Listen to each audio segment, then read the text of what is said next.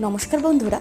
শীতকালে আমার অনেকগুলো পছন্দের খাবারের মধ্যে এটা একটা ভীষণ পছন্দের খাবার, যেটা হচ্ছে টমেটোর চাটনি আমসত্ত্ব খেজুর কিশমিশ দিয়ে।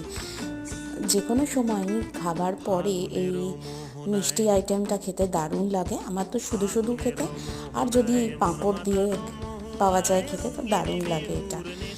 আর তোমরাও জানো, কোনো বিয়ে বাড়ি হোক বা পুজো বাড়ি হোক, লাস্টে এটা দেওয়া হয়। তো খুব সহজ রেসিপিতে আমি এটা বানাই, এবং এটা বেশ স্টোর করে রাখাও যায় ফ্রিজে। তো খুব শীতকালে এটা বানালে মোটামুটি 7-8 দিন তো ভালোই থাকে, এবং রোজ একটু করে খাওয়া যায়। তো এটা আমার খেতে খুব ভালো লাগে। এই রেসিপিটা দেখার জন্য ডিটেলসে অবশ্যই চ্যানেলটা দেখতে থাকো, খুবই ভালো লাগবে আশা করছি।